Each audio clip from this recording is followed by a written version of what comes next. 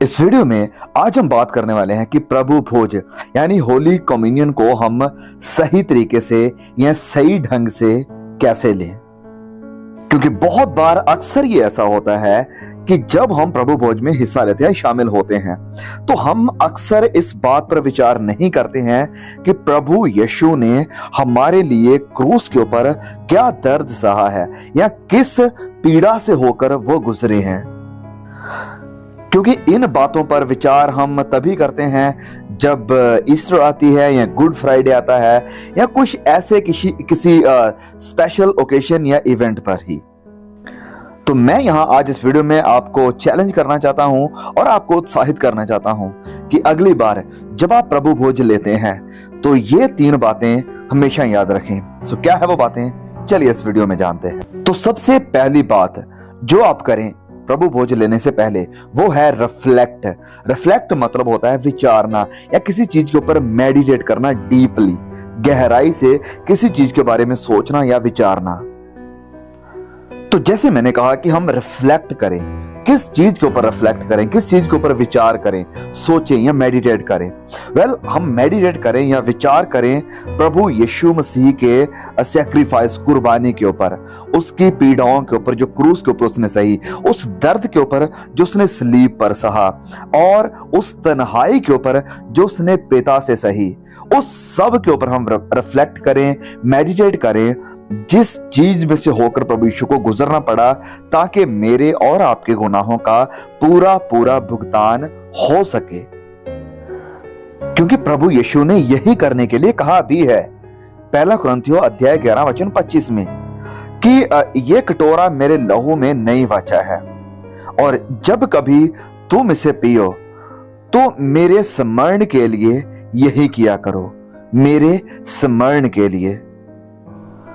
और जब उन्होंने रोटी ली थी तभी भी यही बात करी थी कि इसे भी मेरी यादगिरी में, मतलब मेरे रिमेम्बरेंस में, मुझे स्मरण करने के लिए यह किया करो।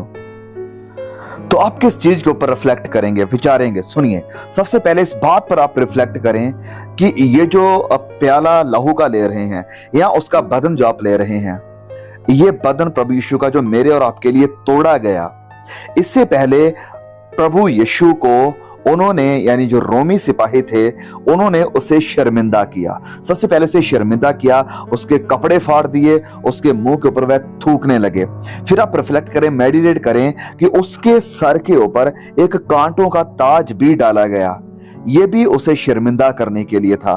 कांटों का ताज जो कि उसके सर पर लगा, सर से खून की धाराएं बहने लगी थी जब ये कांटों से बना हुआ ताज उसे सर के ऊपर लगाया जा रहा था। और फिर आप विचार करें इस बात पर कि उन्होंने चाबुक के साथ उसे मारा, और ये कोई मामूली विप्स यानी चाबुक नहीं थे। ये ऐसे लोहे के चाबुक थे जिन्होंने उसकी पीठ को पूरी तरह से छलनी कर दिया था। और स्कॉलर्स बताते हैं कि उसकी जो चमड़ी थी पूरी तरह से उतर चुकी थी।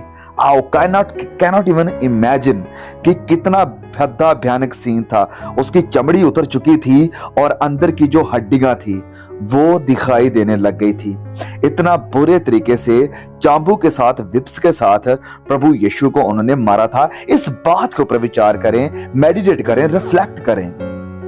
फिर इस बात पर विचार करें कि एक बहुत भारी स्लीब इसी पीठ के ऊपर जो छलनी हो चुकी थी उसके ऊपर उठाकर उसे लेकर जानी पड़ी। और फिर एक भाला जब वो क्रूस के ऊपर था उसे मारा, और कांटों का ताज उसके सर के ऊपर है। कीलों के साथ उसके पांव को और हाथों को बेधा जा रहा है।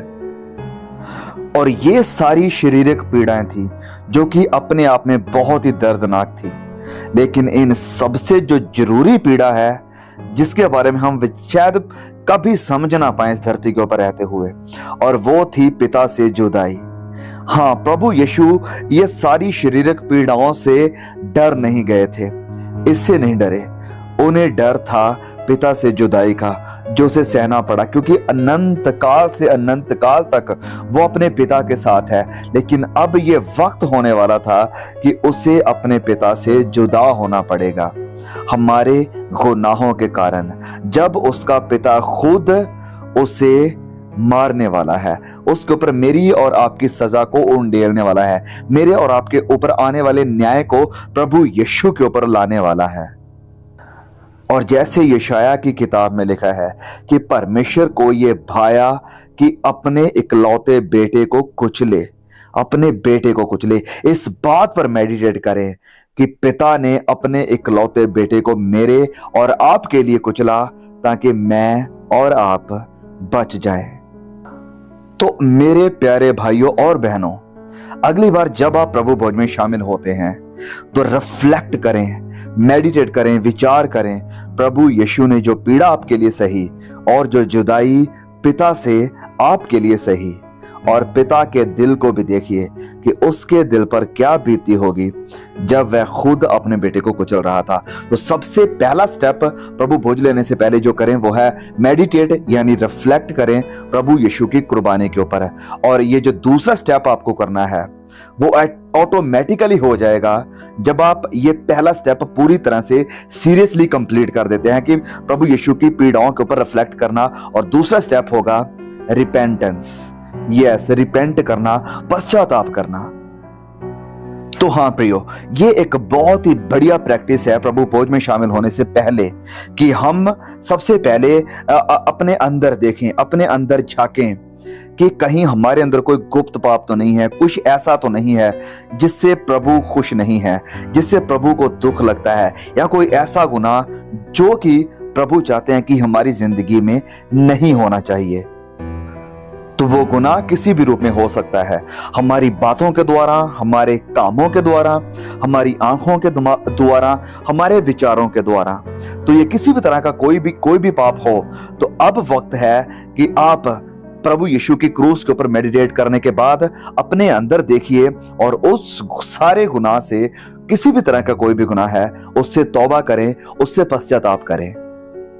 और इस बात के लिए संत पौलुस हमें कहते भी हैं इसी चैप्टर में जिसके बारे में हम जिक्र कर रहे हैं, पहला कुरिन्थियों अध्याय 11 और उसके वचन 27 और 28 में पौलुस कहते हैं कि इसलिए जो कोई अनुचित रीति से प्रभु की रोटी खाए या उसके कटोरे से पिए अनुचित रीति से, वह प्रभु की देह और लहू का अपराधी ठहरेगा।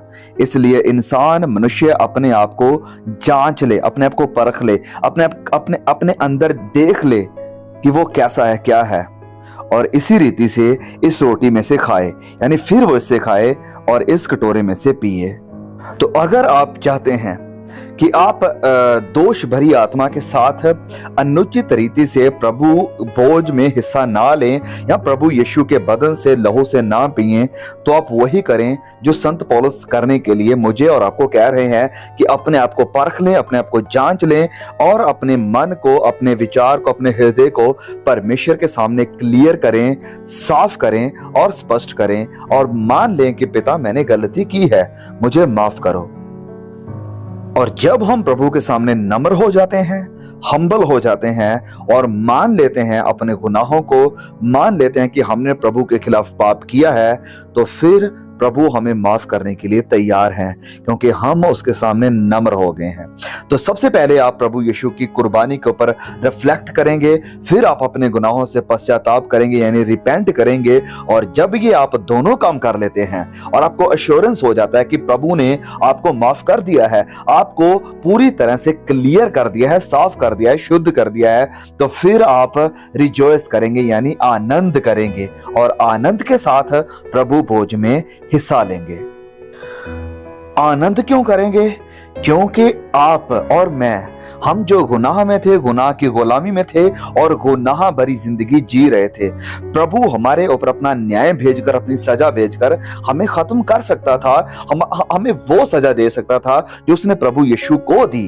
लेकिन इसकी बजाय उन्होंने हमारे बदन को तोड़ने की बजाय प्रभु यीशु के बदन को तोड़ा ताकि हम माफ किए जाएं। और इस कारण अब हम सेलिब्रेट कर सकते हैं कि प्रभु यीशु हमारे गुनाहों के लिए मर गया और फिर मुर्दों में से जिंदा हो गया है और आज भी जिंदा है और मैं अब उसमें हूं और मैं भी एक दिन उसके साथ जिंदा हो जाऊंगा और जिंदा हो जाऊंगी। तो ये मेरे और आपके लिए एक बहुत ही बड़ा रीजन है कि हम रिजॉयस करें, हम खुशी मनाएं, आनंद करें। उर्दू में लिखा है कि हम शादमन हों कि प्रभु ने इतना बड़ा काम हमारे लिए किया है, हमारे उद्धार के लिए, हमारी निजात के लिए, हमारे छुटकारे के लिए, हमें जिंदगी देने के लिए और हमें अपने बेटे और बेटियां बनाने के लिए। और इसीलिए जब अगली बार जब आप प्रभु भोज का हिस्सा बने या प्रभु भोज में शामिल हों तो आनंद के साथ प्रभु के सामने जाएं और ये तीनों बातें जिनका जिक्र किया है प्रभु की कुर्बानी के ऊपर रिफ्लेक्ट करें, गुनाहों से पश्चाताप करें, अपने आप को परखें अच्छी तरह से और प्रभु से माफी मांगे। और तीसरी बात, आनंद के साथ प्रभु भोज को रिसीव करें, क्योंकि ये एक बहुत ही बड़ी कीमत चुकाकर मुझे और आपको प्रिविलेज मिला है। सो प्लीज इस वीडियो में से अगर आपने कुछ सीखा है, मुझे उम्मीद है कि और भी भाई बहनों को ब्लेस करेगा। प्लीज उन सभी तक शेयर करें ताकि अगली बार जब भी कोई प्रभु भोज का हिस्सा ले, प्रभु भोज में शामिल होए, तो वो इन सारी बातों को याद रखें और आनंद के साथ और सीरियसली इस एक बहुत ही पवित्र सैक्रामेंट का हिस्सा बन सके। So see you again, may God bless you, please share the message, आमीन।